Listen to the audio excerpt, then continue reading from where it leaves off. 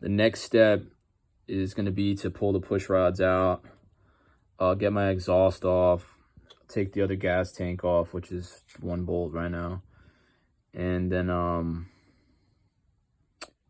pull the cylinders and the heads, or the heads first and the cylinders. I'm not sure how these come off, but I guess I'll find out. Either way, I'm breaking her down.